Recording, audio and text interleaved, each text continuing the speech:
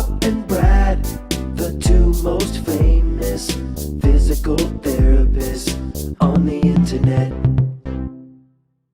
Hello, I'm Sara Meeks, and I'm here with my husband John, who's our model today, to demonstrate the next exercise that I usually do with patients or people with osteoporosis, and that is lying in the prone position.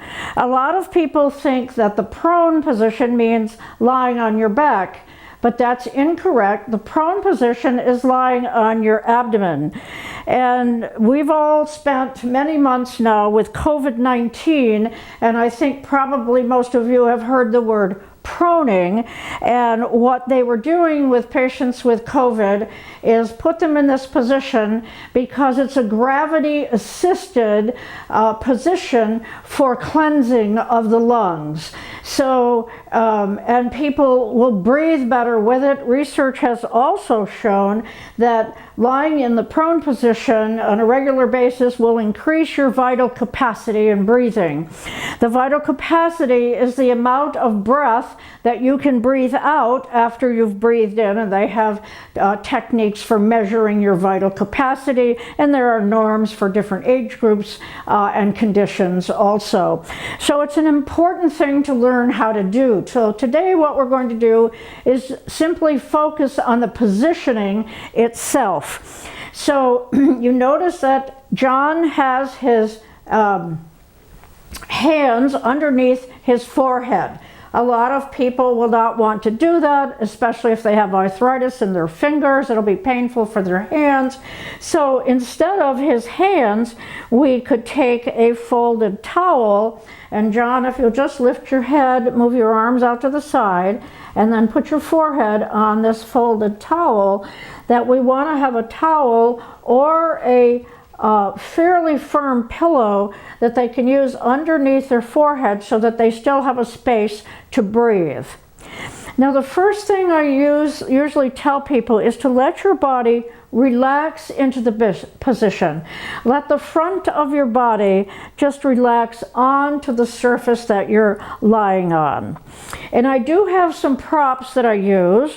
One is called a hip crease support here. What this is basically is a towel that's been rolled up. I roll it up and then I put it together with some duct tape, and there are other ways to make these, but we fit it right underneath what's called the hip crease, which is where your hip joints are. And the hip flexor muscles, the one that flexes your body forward, moves your body forward at the hips, tend to be pretty tight in just about everyone I see. And so lying on the in this prone position without a support under the hips could be very uncomfortable because it will cause more of a curve in the back and may be painful for people. Now, if you don't have a towel like this, it's pretty easy to make one. You just take the towel, roll it up, and then tie it together. So I had one person in one of my classes tie it together with some ribbon, so you could do that too. You could be do it however that you want to, so at least the person has some support. Now, some people may need more support than this, and in that case you would use a standard bed pillow. And I've had some people need 2 pillows for this support. I know that a lot of times people hear that if they have back pain, they should never lie in the prone position. That is not true. If you support the person, then they'll be able to do that. Now, you notice also I have a roller underneath his ankles. Just pick up your feet a little bit. I want to pull it up just a little bit. Okay, let your feet relax, because some people will not have adequate plantar flexion. That's where you pull the heel up and the toes down to have the feet on the table. So I will put a foam roller. This is a 6-inch diameter one. Some people may get away with a little bit smaller one. You could also fold up towels or whatever you want to support the ankles. And if I was working out on this table, I would probably bring him further down on the table so that his feet would hang off the edge of the table, because now we have his knees bent, and eventually we want him to lie with his legs straight. So those are some of the props that we use. Now, John, if you could just bring your hands out a little further so that your arms are more in what's called the 90-90 position, like your elbows are almost to 90 degrees, and then you can allow your back to, or the front of your body, just to relax a little bit more down into the table. That's what I always tell people, you want to get as much of the front of your body onto the table as possible. Now, you could begin this exercise on a bed. It would help to have a firm mattress, however, because if you have a really soft mattress, then you're going to be sinking into it. And to get more support on your mattress, you can fold up a blanket and put it where you're going to lie. You can use underneath here, I have a yoga mat for him to lie on, so you can use something like that on your bed. So you don't have to get on the floor, and you might not have a nice treatment table like this, and I put an extra board on here just for firmness for anybody who can tolerate it. Now, there are some people that I see that can't tolerate being on the board, so we take it off, and the table itself has a little bit more give and is a little bit softer.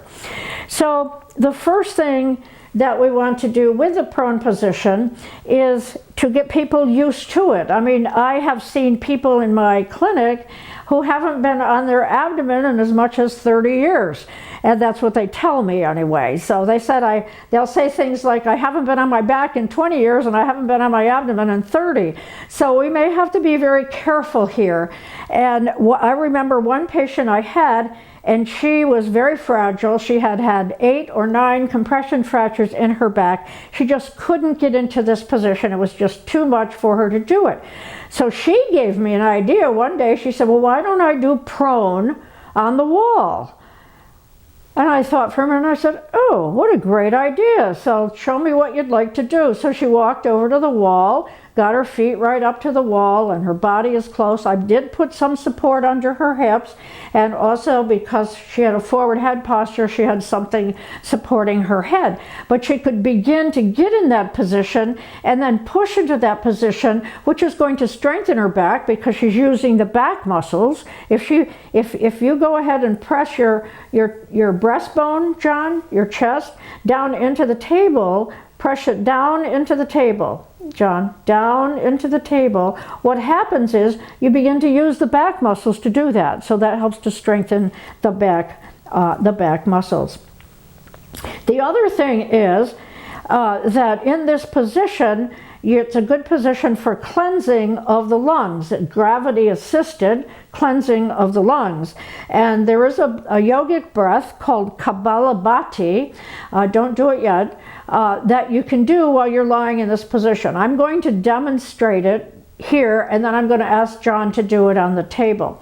So Kapalabhati is a forced exhalation through the nose, through both nostrils for starting, and then there is a version where you can do one nostril at a time.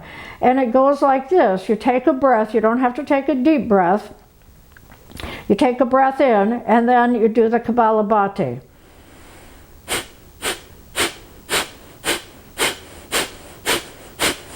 So that was 10 repetitions. Maybe you could see some action in my abdominals, but I am using my abdominals to help to force the air out of my nostrils, okay? So John, can you do the Kapalabhati in this position? You can see his body moving with that. So that will assist, there'll be gravity-assisted cleansing of the lungs. It has shown that this position can increase vital capacity, and also what I find when I get in this position and I do the Kapalabhati and I do another exercise, breathing exercise in this position also, when I get off the table, I feel at least an inch taller than I was before I got on the table. So it also lengthens out the front part of the body. And you know what happens in people as they get older, they tend to begin to curve forward. Not backward mostly, but here what you're doing is you're lengthening out in the front of the body, especially if you have your arms like this. And then there's any number of exercises that we can do, because the primary muscle that you want to strengthen in people with osteoporosis and other spinal pathology is a group of muscles that extends all the way from your tailbone all the way up to the base of the skull. They're called your back extensors, and they are the muscles primarily that hold your body up against the force of gravity. This has been a representation and of the prone positioning and the breath exercise. This will be the final video at this time in a series of 20, and so make sure you take them all and you watch them all, because they start from the very beginning of describing what osteoporosis is and what we're going to do about it. Thank you for watching. I'm Sara Meeks.